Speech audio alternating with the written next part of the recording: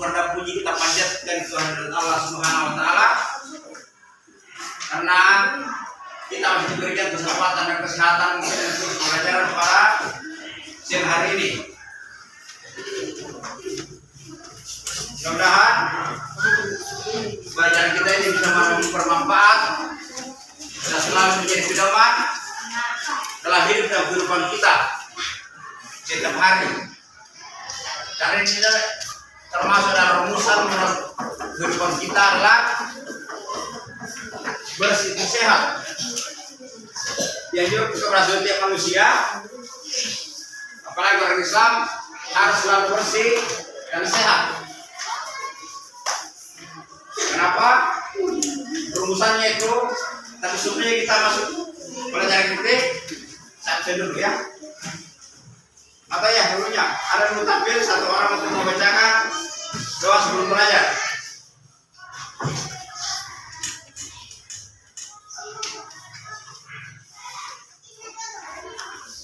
Coba kelompok dua, siapa? Doa sebelum belajar. Kelompok dua.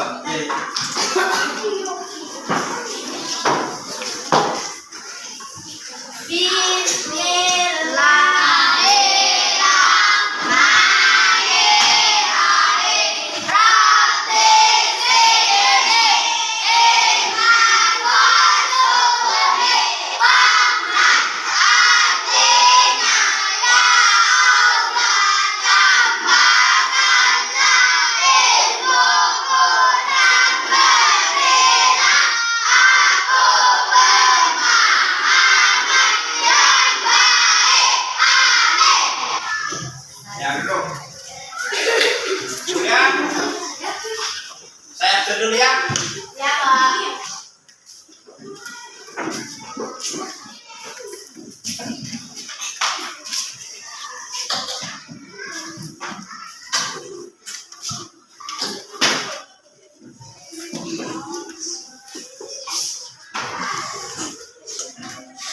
Enggak kenapa? Siti Ainun Nur Mustasal. Hadir, Pak. Ayo, Pak. Ayo, Pak. Ayo, Pak. Ayo, Pak.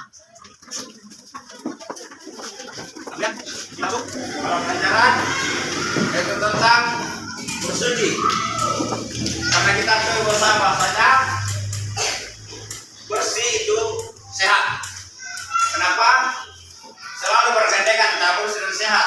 Makanya sebelumnya kita harus selalu membersihkan diri. Ya saya katakan bahwasanya setiap harinya kita diharuskan mandi minimal 2 kali dalam 1 hari. Kalau kita mau sehat itu minimal. Kalau kurang dari 2 kali itu berarti diri terancam tidak sehat. Kita sendiri yang cari penyakit. Tapi kalau kita mandi setiap hari kecuali sakit ya. Tapi kalau kita sehat, makanya dianjurkan untuk mandi minimal 2 kali dalam 1 hari. Karena itu adalah kunci kesehatan. Ya, selalu bersih. Karena kita ketahui bersama bahwasanya bersih itu adalah kunci kesehatan.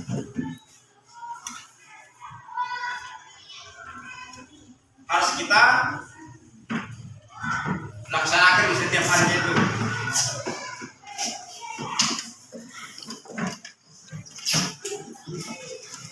Karena tujuan pembelajaran kita di sini, tujuannya bersih dan sehat adalah menerapkan ketentuan syariat Islam dalam bersuci dari hadas kecil dan hadas besar.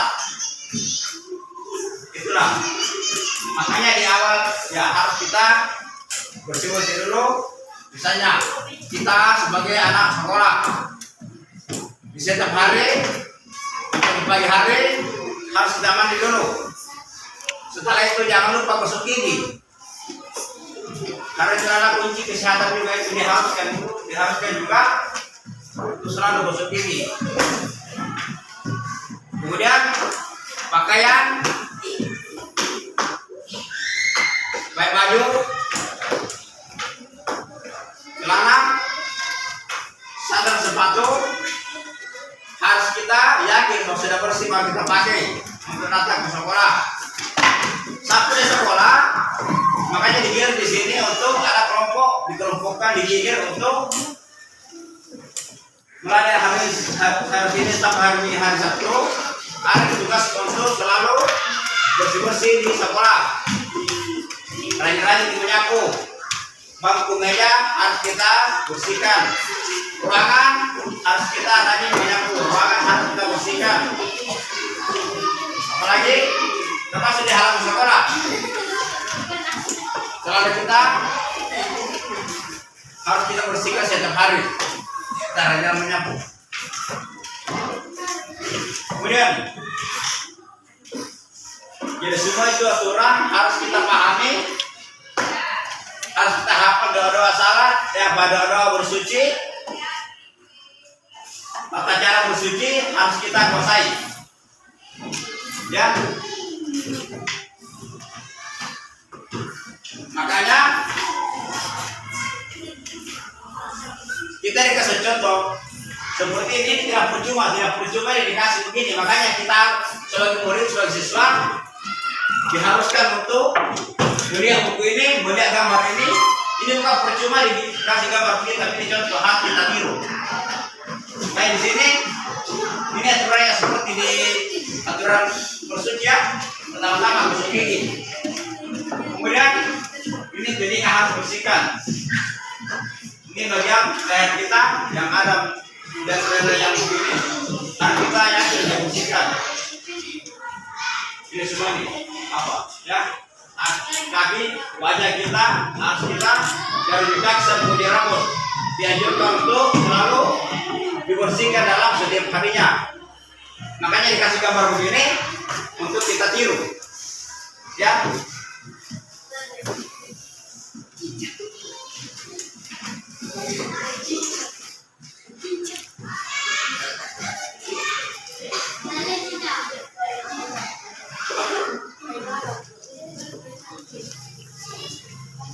Karena aturannya itu yang pertama-tama yang paling menjanjikan tentang kebersihan kita adalah berwudu. Makanya harus kita hafal itu, harus kita tahu tata cara berwudu, tata cara bersuci. Yang pertama-tama itu kalau misalnya berwudu harus kita hafal dulu doa-doanya. Dan itu aturannya kan ada berapa? Pertama niat. Kita harus apa niatnya supaya kita dapat pahala, dapat kesehatan dan dapat pahala. Ya dapat amal. Karena itu kan ada di hadis, ada di dalil mengatakan innamal amal binniyati. Setiap niat itu harus disertai dengan setiap amal itu harus disertai dengan niat. Makanya kita berniat untuk membersihkan diri, terutama doa berwudu. Itu doanya kan, nawaitu doa dirafa'il hadasi asghari lillahi ta'ala. Artinya aku niat berwudu untuk mengangkat najis, untuk mengangkat kotoran yang ada di tubuh saya karena Allah. Fardu karena Allah, itu fardu itu wajib. Fardu karena Allah. Maka dianjurkan pertama-tama, dianjurkan membasuh dua tangan sampai pergelangan ini dulu yang pertama-tama dibersihkan. Dan tangan kita dibersihkan di gigi sampai di batas pergelangan. Kemudian dianjurkan berkumur-kumur. Jadi kita dianjurkan juga berkumur-kumur. Ya sampai ada sisa makan di gigi kita itu harus kita keluarkan. Kemudian dianjurkan membasuh rongga hidung dengan cara menghirupkan air. Artinya tidak terlalu kenalan itu airnya. Kalau misalnya kita berkumur-kumur itu juga di air yang ada di yang kita ambil itu di tangan kita dimasukkan di sini di bagian mulut apa ini hidung kita yang keduanya dibersihkan. Kemudian Dianjurkan membasuh muka. Menyapu ya, membasuh muka. Muka itu yang berada di sini di umum di antara rambut dengan yang tidak ada rambutnya itu. Di sini harus kita bersihkan sampai digunakan. Ya, itu dibersihkan wajah dengan sempurna. Kemudian dianjurkan membasuh dua tangan hingga siku. Ini dari tangan kita sampai siku. Ini wajib ya. Dianjurkan kita, diwajibkan kita untuk membasuh tangan sampai siku. Kemudian dianjurkan menyapu atau mengusap kepala. Dalam fikih itu, dalam aturan agama, dianjurkan kita menyapu kepala dari depan ke belakang. Terkadang juga orang itu bisa aja bahasa ibu-ibunya, tapi juga tidak salah. Tapi yang sebenarnya yang ada dalam aturan, dalam tata cara, yang sebenarnya kita sapu kepala dari depan ke belakang, menyapu kepala. Kemudian mengusap luar telinga bagian luar. Ini juga harus kita bersihkan di telinga bagian luar begini juga masuk di luarnya, yang benar-benar yang kelihatan saja harus kita bersihkan. Ini telinga kita.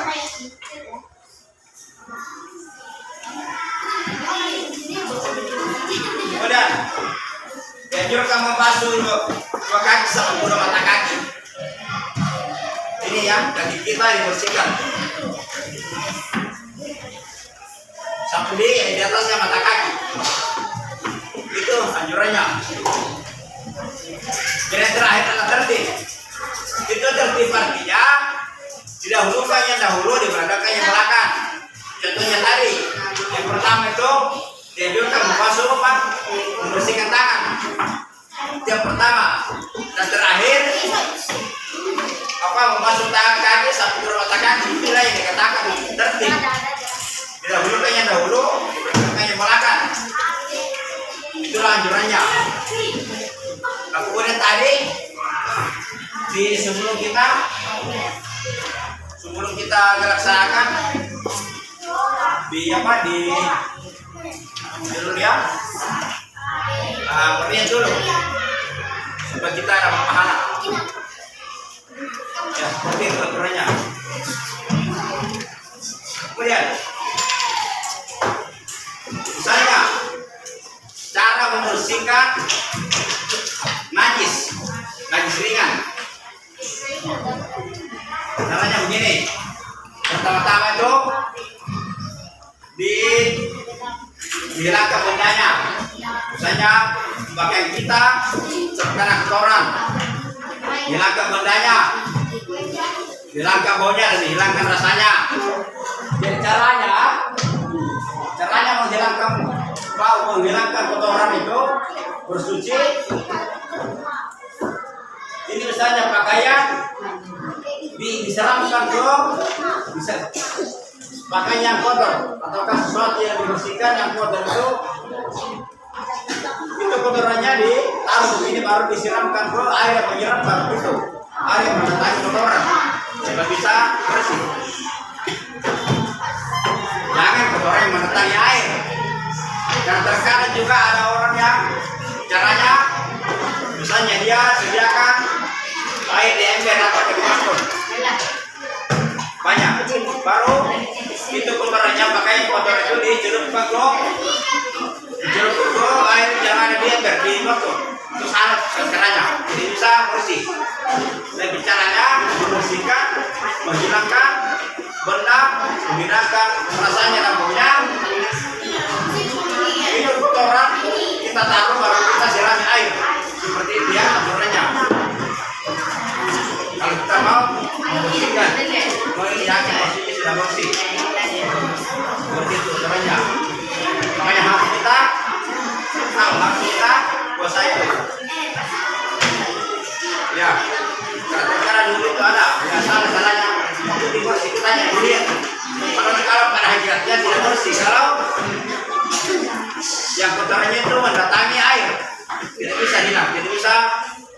kita suci. Itu kan aturannya begitu ya.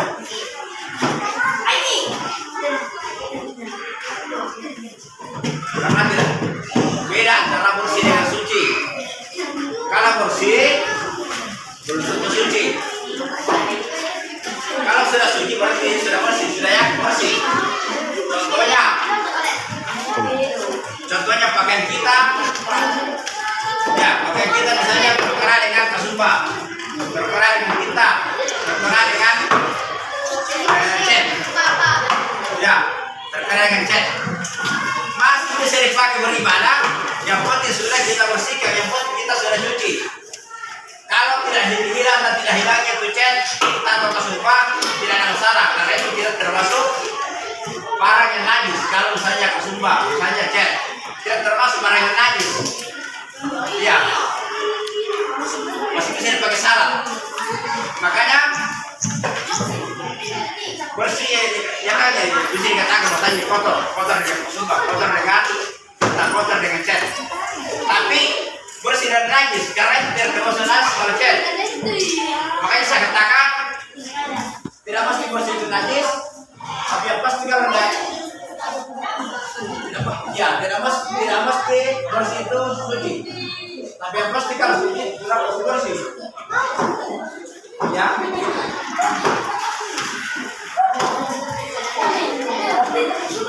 Makanya harus kita yakin, harus kita baca, harus kita hafal doa-doa, bersuci dengan tata cara menghilangkan suci, tata cara membersihkan diri, tata cara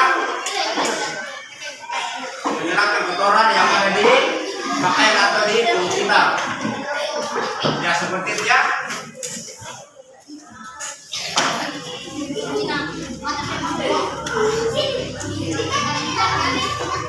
Kamu bisa di sini belajar kita tentang tata cara positif. Dan sama pelajaran kita ini kalau kita perhatikan, kalau kita hafal, kita tahu tata caranya, kita tahu doa-doanya, menjadi pedoman kita semua dalam kehidupan kita. Karena penting ini yang kita laksanakan di setiap harinya. Makanya harus kita tahu aturannya, harus kita tahu tata caranya, harus kita hafal doa-doanya. Karena ini yang kita laksanakan di setiap harinya. Ini sangat penting ya. Mari saya katakan mudah-mudahan ini menjadi pedoman setiap harinya dalam hidup kita sebagai orang Islam. Dan saya juga ucapkan terima kasih sebenarnya atas perhatian anak-anak sekalian. Dan saya akhiri wabillahi taufiq wal hidayah. Nun wal kalam lumayan turun. Assalamualaikum warahmatullahi wabarakatuh.